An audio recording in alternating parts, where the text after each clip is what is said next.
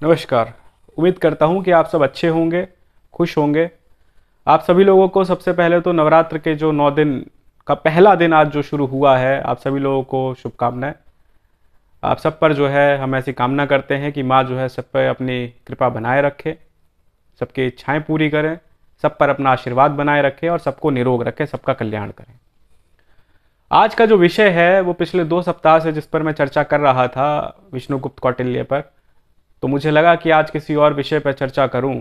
लेकिन 2 प्रसंग मुझे और याद आ गए, तो मुझे लगा कि क्यों ना इस क्रम में जो आचार्य चाणक्य का या विष्णुगुप्त का जो हम चर्चा कर रहे हैं लगातार, क्यों ना उसी क्रम में इन 2 प्रसंगों को भी जो है वो जोड़ दिया जाए।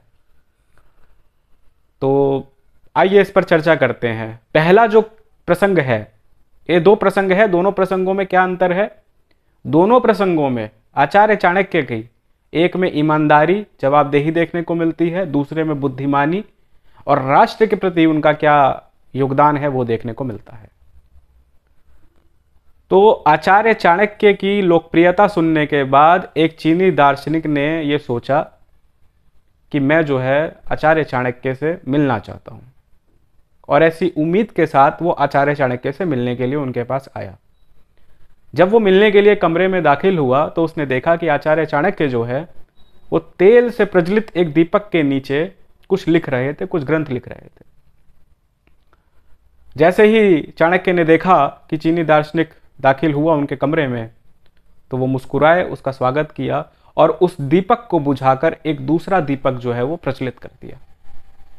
चीनी दार्शनिक को बड़ा अजीब लगा और उसने सोचा कि शायद भारत में ऐसा रिवाज होगा कि जब कोई आगंतुक आता है तो आगंतुक के आगमन पर एक दीपक को बुझा दिया जाता है और दूसरे दीपक को जलाया जाता है।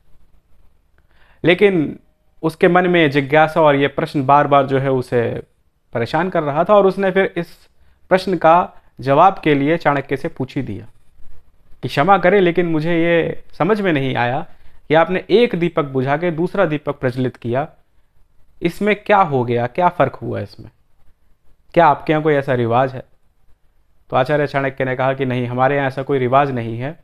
जिस समय आप दाखिल हुए और जिस दीपक के नीचे मैं कार्य कर रहा था, तब मैं राज्य का कार्य कर रहा था, और वो राजकोषीय, राज्य का जो राजकोष है उससे लिए गए धन से खरीदा हुआ तेल था जिसके नीचे बैठ के मैं लिख रहा था। क्योंकि अब आप और हम अपनी निजी बात कर रहे हैं, व्यक्तिगत बात कर रहे हैं, तो ऐसे में ये सही नहीं है कि उस तेल के नीचे बैठकर मैं और आप बात करें। ये हमारी निजी बात है, व्यक्तिगत बात है, तो मेरे व्यक्तिगत द्वारा अर्जित जो धन है उससे खरीदे गए तेल के नीचे बैठ के हम बात करेंगे। तो ये उनकी ईमानदारी थी जो देखने को मिलती है। ऐसा ही एक और प्रसंग है। कहते हैं कि जब सम्राट चंद्रगुप्त का राज्य अभिषेक हुआ तो आचार्य चाणक्य जो है वो बुद्धिमान तो थे ही, कई बारी मैंने भी चर्चा कर ली है इसमें। तो अपने बुद्धिमान का फिर एक बारी उन्होंने परिचय दिया और उन्होंने सोचा कि यूनान से जो है ये बार बार जो युद्ध का खतरा है, इसको जो है वो एक ही बार इस मसले को जो है वो समाधान कर दिया जाए कि वहाँ के जो सेनापति थे सेल्यूकस, उनकी पुत्री थी कार्नेलिया, उससे विवाह कर दिया जाए चंद्रगुप्त का। भाई इससे अच्छा क्या होगा? उससे शादी हो जाएगी तो फिर युद्ध का खतरा ही नहीं है, और यही हुआ। चंद्रगुप्त का और महारानी कार्नेलिया का जो है वो विवाह संपन्न हुआ, और 2 वर्ष बाद महारानी कार्नेलिया ने जो है वो एक पुत्र को जो है वो जन्म दिया। तो उस पुत्र के पहले वर्षगांठ पर जो है सम्राट सेल्यूकस, वो सम्राट हो गए थे सेनापति से, सम्राट सेल्यूकस को जो है वो निमंत्रण भेजा गया। वो भारत आए, 2 महीने रहे, और जब उनके वापसी जाने का जब समय आया तो उनके सम्मान में एक नागरिक अभिनंदन का आयोजन किया गया पाटलिपुत्र में। और कहते हैं कि जब पाटलिपुत्र में वो गए तो सम्राट चंद्रगुप्त ने कहा कि सम्राट सेल्यूकस, हम आपका स्वागत करते हैं, और 2 महीने आप भारत आए रहे। अगर आपके आओ भगत में हमसे कोई त्रुटि हुई हो तो मैं, पूरा भारत जो है आपसे क्षमा चाहता है अगर हमसे कोई त्रुटि हुई हो। बहुत अच्छी बात है और सीधी बात है, यही बोला उन्होंने। तो सम्राट सेल्यूकस ने कहा कि नहीं, बाकी सब तो ठीक है, लेकिन चूंकि आप पूछ रहे हैं तो एक बात है जो मुझे परेशान कर रही है। मैं जब ये से चला हूं तो लगातार मैं 2 महीने से देख रहा हूं, जैसे ही मैं कंधार से आप लोग के यहाँ आया हूं तो मैं देख रहा हूं कि कुछ लोग हैं गुप्तचरी कर रहे हैं मेरे, गुप्तचरी का मतलब वो मेरे आगे पीछे जासूस की तरह जो है वो मेरे आगे पीछे घूम रहे, मुझे ऐसा जो है वो आभास लगा। अब आप सोचिए, जिसका दामाद भारत का राजा था, उसके ससुर के गुप्तचरी। ऐसे में सम्राट चंद्रगुप्त जो है वो बहुत ही क्रोधित हुए और उन्होंने जो है वो पूछा कि कौन है इस दरबार में जिसने इतनी बड़ी हिमाकत कर दी, वो अपना नाम बताए। तो पूरा जो दरबार था वो सन्नाटे से खिंच गया।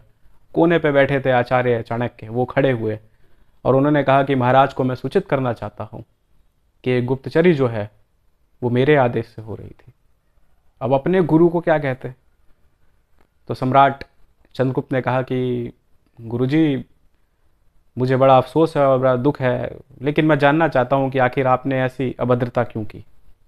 आपकी जगह कोई और होता तो शायद मैं उसे दंड देता, लेकिन मैं जानना चाहता हूँ कि आपने ऐसा किया क्यों। तब चाणक्य ने देखिए क्या उत्तर दिया। चाणक्य ने कहा कि महाराज, सम्राट सम्राट चंद्रगुप्त ये भूल रहे हैं, क्योंकि वो अभी ये दामाद और ससुर का जो है, दामाद और ससुर के इस रिश्ते को समझ रहे हैं, और इसमें वो भूल रहे हैं कि जो सम्राट सेल्यूकस हैं वो भारत विजिट पर आए हैं, और भारत का प्रधानमंत्री और गृह मंत्री होने के नाते ये मेरा कर्तव्य है कि वो भारत में किससे मिल रहे हैं, कहाँ मिल रहे हैं, आपको ये सूचना देना मेरा कर्तव्य है। तो ये होती है कर्तव्य निष्ठा, कि सम्राट के लिए क्या कर्तव्य था चंद्रगुप्त का, सॉरी, क्या कर्तव्य था आचार्य विष्णुगुप्त का, कौटिल्य का। उन्होंने अपने इस कर्तव्य को समझा और इस तरीके से जो है उन्होंने इस पूरे जो है वो प्रसंग का जो है वो सर्वोच्च बनते हैं। तो ये थे दो प्रसंग, दोनों में जो है आपने देखा कि किस तरीके से क्या अंतर देखने को मिलता है। और ये 3 सीरीज़ जो है, 3 वीडियो मैंने जो है वो आचार्य चाणक्य पर डाली है, तीनों पे चर्चा करी है। उम्मीद करता हूँ आपको अच्छा लगे होगा। मैं मिलूंगा आपसे अगले सप्ताह किसी नई वीडियो, किसी नई कहानी, किसी नए प्रसंग के संग। तब तक के लिए ध्यान रखिए, मुस्कुराते रहिए और हमारे इस चैनल को देखते रहिए। नमस्कार।